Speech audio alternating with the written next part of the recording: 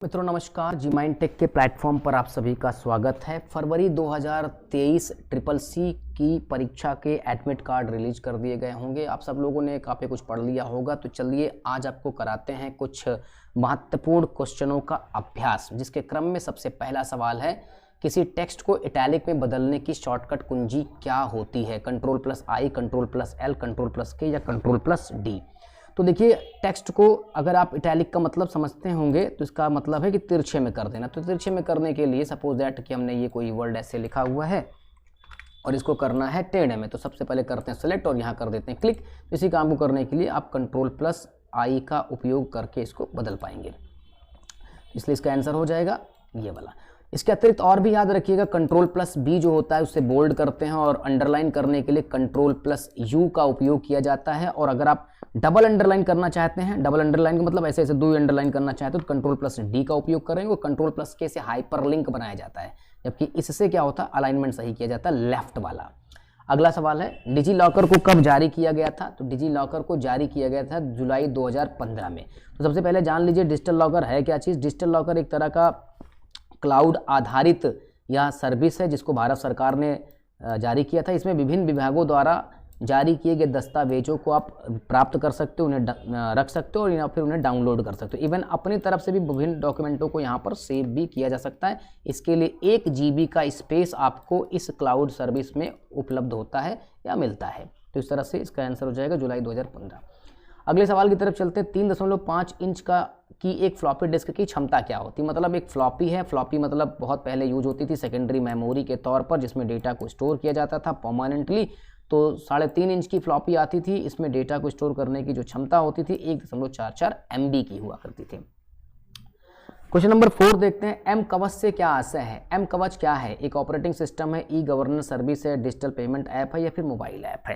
तो देखिए, ई कवच जो है एक मोबाइल ऐप है और वो भी एंटी वायरस है, जो हमारे मोबाइल फ़ोन को वायरस से फ्री रखने में हेल्प करता है। तो ना इसका सही आंसर हो जाएगा डी वाला। अगला क्वेश्चन देखते हैं, अगर एक ब्राउजर में बहुत सारे टैब खुले हुए हों तो Ctrl+W शॉर्टकट कुंजी का इस्तेमाल करने से क्या होगा? Close all tab, close browser, close current tab या फिर नन? जरा देखिएगा ध्यान से, इसमें एक टैब ये खुला, एक टैब ये खुला, एक टैब ये खुला हुआ है।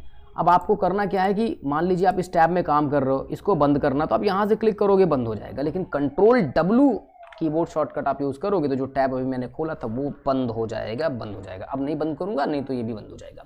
तो ना इसका उपयोग होता है क्लोज करंट टैब के लिए। अगला क्वेश्चन, एक ब्राउजर में इनकॉग्निटो मोड से क्या होता है? देखिए, अभी मैं जो ब्राउजिंग करने जाऊंगा, यहाँ पे टैब ओपन कर लेता हूँ, तो ये नॉर्मल मोड में मैं ब्राउज कर रहा हूँ। इसमें मैं जो भी कुछ सर्च करूँगा उन सब की हिस्ट्री जनरेट होती है। जैसे मैंने सर्च किया अबाउट कंप्यूटर, तो जब भी इसको सर्च करूँगा तो इसकी सर्चिंग हिस्ट्री जनरेट हो जाएगी, मैंने कौन कौन सी वेबसाइट देखी, क्या मैंने ओपन किया, तो इस तरह से सर्च हो जाएगा। और ज़रा देखिएगा, हिस्ट्री में आपको ले चलता हूँ। ब्राउजर की हिस्ट्री को देखने के लिए कीबोर्ड शॉर्टकट Ctrl+H होता है और यहाँ पे देखिएगा रिसेंटली मैंने कौन कौन से पेजेस को अभी तक व्यू किया है वो लिस्ट में आ जाएगा। तो थोड़ा वेट करिएगा।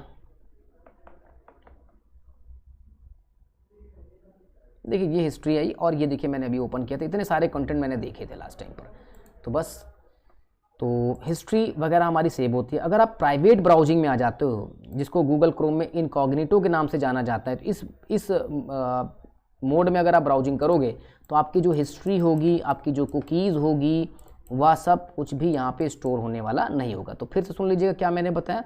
एक तो आपका कुकीज़, आपका पर्सनल डेटा और हिस्ट्री जनरेट होने वाली नहीं होगी। चलते हैं अगले क्वेश्चन में। क्वेश्चन नंबर 7 में, डिजी लॉकर निम्न में से किससे जुड़ा हुआ होता है? देखिए, इससे पहले भी क्वेश्चन आया था कि जिसको मैंने बताया था, और ये पूछा जा रहा है किससे जुड़ा होता है। तो ये बेसिकली जुड़ा होता है आधार कार्ड से। अगला क्वेश्चन देखते हैं, लिब्रे ऑफिस कैल्क में किसी टेबल की सेलेक्टेड कॉलम की चौड़ाई को कम करने के लिए किया जाता है। Which of the following shortcut key is use to LibreOffice Calc to reduce the width of the selected column of the table? तो देखिए, ये लिब्रे ऑफिस कैल्क है और इसमें बनी है टेबल। आप इस कॉलम का विड्थ, इसको ऐसे ऐसे देखिएगा, कॉलम कहते हैं, ऐसे ऐसे रो कहते हैं। अगर आप इस कॉलम की विड्थ कम करना चाहते हैं तो अल्ट वाली की को होल्ड रखिए और लेफ्ट एरो की को प्रेस करिएगा तो ये कम हो जाएगी, राइट करेंगे तो बढ़ जाएगी। तो आपको समझ में आ गया होगा, इसका सही आंसर होगा लेफ्ट के साथ एरो की को प्रेस करना। चलते हैं अगले क्वेश्चन में। एक्सेस समय क्या होता है, what is the access time? तो जरा समझिएगा, एक्सेस का मतलब होता है कंप्यूटर में डेटा को रीड करना अथवा क्या करना, राइट करना। अब यहाँ पूछ रहा है एक्सेस टाइप क्या होता है। देखिए हम अपने कंप्यूटर में डेटा को स्टोर करने के लिए हार्ड डिस्क का उपयोग करते हैं, जो कि एक सेकेंडरी मेमोरी है। अब हार्ड डिस्क में होती क्या है, इसमें लगी होती है प्लेट, जिसको प्लैटर बोला जाता है। इस प्लैटर में डेटा आपका 1 और 0 के फॉर्म में स्टोर होगा। कैसे? ये बनाता है सर्कल, ऐसे ऐसे सर्कल बनाता है, जिसको हम ट्रैक बोलते हैं, ट्रैक। तो इसको कहते हैं ट्रैक, ये हो जाएगा आपका ट्रैक। और ये ट्रैक का होता है डिवीजन, जिसको हम कहते हैं सेक्टर, यानी आपका जो ये पूरा का पूरा ट्रैक है वो सेक्टर में बट जाएगा। तो ये हिस्सा जो मैंने बनाया इसको कहेंगे सेक्टर। और इस हार्ड डिस्क में जो डेटा है ना, इसको रीड करने के लिए एक एक्यूचेटर आर्म लगी होती है, ये आर्म। तो ये जो आर्म है ना, मान लीजिए ये हमारा एक और ऐसा ट्रैक बना हुआ है, तो इस ट्रैक से इस ट्रैक पर आने में जो समय लगता है इसको, वो होता है आपका सीक टाइम। और जब सीक टाइम यानी ट्रैक को आपने चेंज कर लिया, लेकिन ट्रैक के बाद आपको सेक्टर में जाना पड़ेगा, तो ये रोटेशनली आपको घुमाना पड़ेगा हार्ड डिस्क को। ये हार्ड डिस्क आपकी घूमती भी है, तो इसको घूमने में यहाँ से इधर वाले में आने में, इधर आने में जो समय लगेगा वो होता है लेटेंसी, इसका मतलब होता है विलंब। तो इन दोनों को मिला करके हम कहते हैं क्या, एक्सेस टाइम है। आई होप आपको बात समझ में आई होगी। चलते हैं अगले क्वेश्चन में, क्वेश्चन नंबर 10। अमेजन द्वारा चलाया गया क्लाउड प्लेटफॉर्म कौन सा? अमेजन वेब है, अज्यूरे है, या अमेजन वेब सर्विस है, या इनमें से कोई नहीं? तो इसका सही आंसर हो जाएगा अमेजन वेब सर्विस। अज्यूरे माइक्रोसॉफ्ट द्वारा शुरू किया गया क्लाउड प्लेटफॉर्म होता है। अगला क्वेश्चन, फॉर्मूला कोशेंट 5 और 2। देखिए बहुत इंपॉर्टेंट क्वेश्चन है, बहुत बार पूछता है। इसका मतलब है, कोशेंट का मतलब कि आपको निकालना है भागफल, 2 से भाग करना 5 में। 2 आर्ग्यूमेंट यहाँ पर है, ये आपका हो जाएगा नंबर जिसमें भाग करना है और जिससे भाग करना है। जैसे आपने 2 से 5 को भाग किया तो ये 2 बार जाएगा, यहाँ शेष 1 बचेगा। इसको पूरा मत काटिएगा, क्योंकि कोशेंट जो होता है वो इंटीजर पार्ट को ही दिखाता है। तो इसका सही आंसर हो जाएगा 2। चलते हैं अगले क्वेश्चन में। ई संजीवनी किससे संबंधित है? परिवहन से, बैंकिंग से, टेलीमेडिसिन से। तो ये बेसिकली संबंधित है टेलीमेडिसिन से। ये क्या है? ई संजीवनी भी भारत सरकार द्वारा लॉन्च किया गया एक ऐप है, और इसमें सेवा क्या मिलती है, आप इस ऐप को इंस्टॉल कर लीजिए, रजिस्टर्ड कर लीजिए खुद को, और अगर आप बीमार हैं तो आप डॉक्टर से सीधे परामर्श ले सकते हैं। अपनी बात बताइएगा, संबंधित डॉक्टर आपको परामर्श दे देंगे, दवा ववा मतलब लिख देंगे। तो संजीवनी ऐप जुड़ा हुआ टेली मेडिसिन से। आगे देखते हैं, प्रथम पीढ़ी के कंप्यूटर में ट्रांजिस्टर का उपयोग किया जाता है। यह बात पूछी जा रही है, क्या यह सत्य है या असत्य है? तो भाई ये वाले क्वेश्चन का सही आंसर हो जाएगा फॉल्स, ये बात गलत है। पहली जनरेशन में वैक्यूम ट्यूब का उपयोग किया गया था, सेकंड जनरेशन में ट्रांजिस्टर का उपयोग किया गया था, तीसरे में आईसी का उपयोग किया गया था, चौथे में यूज़ किया गया था माइक्रो प्रोसेसर, और 5वीं जनरेशन जो है वो आर्टिफिशियल इंटेलिजेंस पर बेस्ड है, और इसमें हार्डवेयर के तौर पर माइक्रो प्रोसेसर को ही आगे बढ़ाया गया, VLSI के नाम से जानते हैं, वेरी लार्ज स्केल इंटीग्रेशन होता है। अगला क्वेश्चन है, लाइनक्स एक ओपन सोर्स ऑपरेटिंग सिस्टम है, यह बात सही गलत है? तो पहले आपको ये पता होना चाहिए ऑपरेटिंग सिस्टम क्या है। ऑपरेटिंग सिस्टम एक तरह का सिस्टम सॉफ्टवेयर होता है, जो कंप्यूटर के हार्डवेयर, एप्लीकेशन सॉफ्टवेयर और यूजर को इंटरफेस प्रदान करने का कार्य करता है। ठीक है, तो अब इसमें ओपन सोर्स का मतलब क्या होता है? ओपन सोर्स का क्या मतलब होता है, जरा वो समझिएगा। ओपन सोर्स का मतलब है ऐसा सॉफ्टवेयर जिसका जो कोड है वो पब्लिक डोमेन में उपलब्ध है, और इसको यूज करने के लिए कोई लाइसेंस फीस देने की जरूरत नहीं पड़ती। तो इसका करेक्ट आंसर हो जाएगा कि हाँ बिल्कुल इस बात सही, ट्रू है। Ctrl+R से टेक्स्ट को बोल्ड शैली में बदला जाता है। तो देखिए यहाँ पे वर्ड है बोल्ड शैली। ये क्वेश्चन है लिब्रे ऑफिस राइटर का, जिसमें पूछा जा रहा है कि कैसे बोल्ड करें। वैसे ये सिर्फ राइटर पर ही सीमित नहीं, आप इटैलिक बोल्ड करने का उपयोग कैल्क में भी कर सकते हो और इम्प्रेस में भी कर सकते हो। तो ये वाली बात हो जाएगी गलत। अगला क्वेश्चन है, निम्नलिखित में से कौन सा उपकरण डिजिटल सिग्नल्स को एनालॉग सिग्नल में परिवर्तित कर देती है? देखिए ये हमारा कंप्यूटर है, और आपको पता है कि हम डिजिटल कंप्यूटर का उपयोग कर रहे हैं।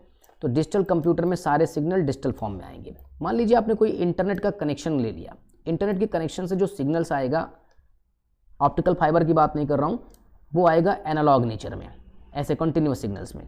तो होगा क्या कि इस कंप्यूटर में जो सिग्नल भेजा जाएगा उसको बदलना पड़ेगा डिजिटल फॉर्म में। तो डिजिटल फॉर्म में बदलने के लिए जो उपकरण आप लगाओगे उसका नाम है मॉडम। मॉडम का मतलब है मॉड्यूलेट करना और डीमॉड्यूलेट करना। तो एनालॉग सिग्नल्स को किस में बदल देते हैं? डिजिटल सिग्नल में बदल देना। ये काम है किसका? मॉडम का। तो ये बात समझ में आई होगी। आजकल ऑप्टिकल फाइबर्स के लिए भी मॉडम आता है, तो सबका काम एक ही है, जो भी सिग्नल्स का नेचर होगा उसको बदल दीजिए डिजिटल फॉर्म में। अगला क्वेश्चन क्या है, 17वां क्वेश्चन, 100 KB से क्या तात्पर्य, किलो बिट है, किलो बाइट है, दोनों। देखिए अगर आपका KB बड़े में लिखा होगा तो इसका मतलब है किलो बाइट, और छोटे में लिखा होगा तो इसका मतलब होगा किलो बिट। तो इसका जो करेक्ट आंसर है वो है जाएगा किलो बाइट। SED से क्या तात्पर्य, what is the meant by SED, stay electric stream edit device या स्ट्रीम एडिटर। देखिए ये एक तरह का एडिटर प्रोग्राम है जो लाइनेक्स के साथ काम करता है। इसका सही आंसर हो जाएगा सी। निम्नलिखित में से किस बैंक द्वारा क्रेडिट कार्ड को शुरू किया गया था। तो क्रेडिट कार्ड की शुरुआत स्टेट बैंक ऑफ इंडिया ने किया था, या सेंट्रल बैंक ऑफ इंडिया ने किया था, या HDFC बैंक ने किया था, या ICICI बैंक ने किया था। तो इसको शुरू किया था सेंट्रल बैंक ऑफ इंडिया ने। अगला क्वेश्चन 20, इंटरनेट कनेक्शन किसके द्वारा प्रदान किया जाता है, प्रयोगशाला द्वारा, संगठन द्वारा, ISP द्वारा, इनमें से कुछ नहीं।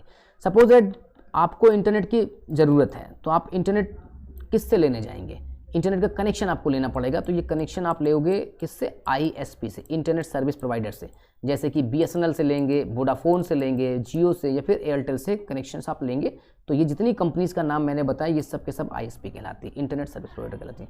अगला क्वेश्चन है, आधार से लेन देन में eKYC लगाना जरूरी होता है। It is necessary to apply eKYC in Aadhaar transaction. बिल्कुल eKYC कराना जरूरी होता है, जिसके थ्रू आप आधार से पैसा वगैरह निकाल सकते हैं। B1 से B5 तक की रेंज क्या है। देखिए B1 से B5 तक का रेंज क्या है, इस तरह के प्रश्नों के लिए पहले आपको पता होना चाहिए सवाल कहाँ का है। तो ये क्वेश्चन लिब्रे ऑफिस कैल्क का है, ये लिब्रे ऑफिस कैल्क है। और ये देखिए यहाँ से हमने ये सारे नंबर्स लिखे हुए हैं। अगर आप इन नंबर को जोड़ना चाहते हो तो आपने ऐसे करके सेलेक्ट कर लिया, तो ये तो B1 से B5 तक सेलेक्ट हो गया, ये अपनी रेंज हो गई B1 से B5। अब इस रेंज के साथ करना क्या है, इसके साथ जो भी करना हो, सम करना हो, प्रोडक्ट करना हो, तो आप आगे इसको लिखेंगे, ब्रैकेट को बंद कर देंगे और फिर देखिए ये बदल जाएगा किसमें, 70 आ जाएगा। अगले सवाल की तरफ चलते हैं। क्रेडिट करना किससे संबंधित है, बैंक में से पैसा जमा करना, कैश निकालना, डेबिट करना, या फिर इनमें से कोई नहीं। देखिए क्रेडिट कार्ड नहीं लिखा है, क्रेडिट वर्ड लिखा हुआ था। इसका मतलब क्या, देखिए ये हमारा बैंक है और हम पैसा वैसा लेकर के गए बैंक में जमा करने। तो बैंक में पैसा जमा करने का मतलब हो हमने बैंक को पैसा दे दिया, तो मैं हो जाऊंगा क्रेडिट और आप हो जाएंगे, यानी बैंक हो जाएगा डेबिट। इधर से पैसा लेंगे तब आप डेबिट हो जाएंगे और बैंक क्रेडिट हो जाएगा। इस तरह से इसका आंसर होगा बैंक में पैसा जमा करना। चलते हैं अगले क्वेश्चन की तरफ। एनालॉग और डिजिटल कंप्यूटर का मिक्स रूप क्या है। देखिए जब आप कंप्यूटर पढ़ते हो और कंप्यूटर में क्लासिफिकेशन आता है तो 3 तरह का कंप्यूटर है, एनालॉग, डिजिटल और हाइब्रिड। तो वह कंप्यूटर जो एनालॉग सिग्नल को डिजिटल में बदल दे और फिर डेटा को प्रोसेस कर दे, इस तरह के जो सिस्टम होते हैं उनको हाइब्रिड कंप्यूटर के नाम से जाना जाता है। अगला क्वेश्चन हेडिंग 3 के लिए शॉर्टकट क्या है। फिर से वही बात कि ये क्वेश्चन है कहाँ का, ये क्वेश्चन है लिब्रे ऑफिस राइटर का, मतलब वर्ड प्रोसेसर का है। तो इसमें हेडिंग्स को बनाने के लिए बाय डिफॉल्ट आपको 3 हेडिंग की स्टाइल मिलती है, हेडिंग 1, हेडिंग 2, हेडिंग 3। इनके सामने शॉर्टकट लिखें, कंट्रोल 1, कंट्रोल 2, कंट्रोल 3। तो इसका जो सही आंसर होगा वो हो जाएगा कंट्रोल के साथ 3, बाकी शेष याद रखिएगा। अगला सवाल है, निम्नलिखित में से कौन सा सबसे अच्छा विश्वकोश है, इंसाइक्लोपीडिया, गूगल, विकिपीडिया, क्वेरा, याहू। तो देखिए गूगल तो एक सर्च इंजन है, याहू भी एक सर्च इंजन है। तो इसमें से 2 ऑप्शन आ रहे हैं, एक है विकिपीडिया और दूसरा कौन सा है, क्वेरा। तो सवाल ये आ रहा है कि विकिपीडिया क्या है भाई। देखिए ये सामने मैंने कंप्यूटर वर्ड लिखा है और ये लिखा है विकिपीडिया। तो now Wikipedia is the what, ये आपका एक इंसाइक्लोपीडिया है। तो बेसिकली जो सवाल है इसमें सबसे अच्छा कौन सा, वो है विकिपीडिया। आप किसी भी टॉपिक से संबंधित कंटेंट को विकिपीडिया के प्लेटफॉर्म से ढूंढ सकते हैं। अगला क्वेश्चन 27, OSI का पूरा नाम क्या है। OSI का पूरा नाम होता है open system interconnection. Open system क्या, इंटरकनेक्शन। तो देखिए इंटरनेट को समझने के लिए कॉन्सेप्चुअली एक मॉडल डेवलप किया गया जिसका नाम है OSI, जिसमें 7 लेयर होती हैं और ये सन 1983 में ISO नाम की एक कंपनी ने बनाया था, ओपन सिस्टम इंटरकनेक्शन। कंप्यूटर में ऑपरेटिंग सिस्टम क्या है।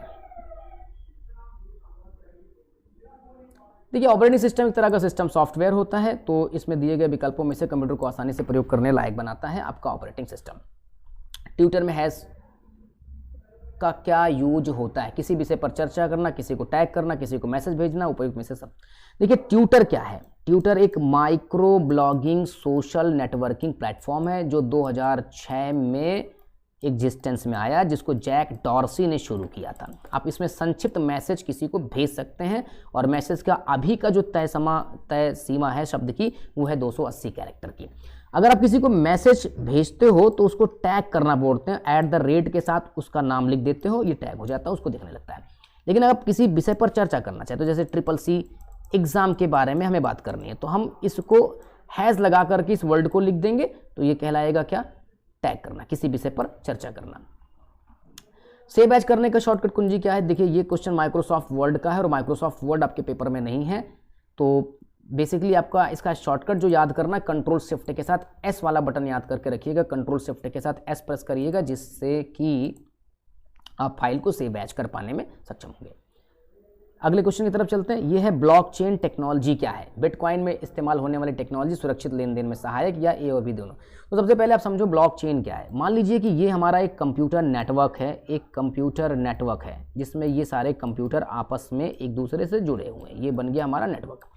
अब होता क्या है कि मान लीजिए ये कंप्यूटर इस कंप्यूटर के साथ किसी सूचना का लेन देन करता है, तो होगा क्या कि यहाँ से जो भी सूचना जाएगी उसको एक ब्लॉक में दर्ज कर लिया जाएगा, उसको एक रिकॉर्ड में दर्ज कर लिया जाएगा, तो ये अपने पास दर्ज करेगा, ये भी अपने पास दर्ज करेगा, साथ साथ जो और नेटवर्क हैं, और नेटवर्क में जो कंप्यूटर लगे हुए हैं, ये भी अपने अपने ब्लॉक में इस लेन देन की सूचना को रिकॉर्ड करके अपने पास रख लेते हैं। तो ज़रा देख के बताइएगा कि इसमें जो सूचना रखी गई है वो एक जगह रखी गई क्या? नहीं, ये हुआ है डिसेंट्रलाइजेशन सिस्टम। और यहाँ सूचनाओं को रिकॉर्ड में रखने का मतलब एक तरह का लेजर बनाना हुआ, ये भी लेजर बना रहे, ये भी लेजर बना रहे, ये भी लेजर बना रहे, ये भी लेजर बना रहे, तो सब लोगों ने लेजर बना लिया।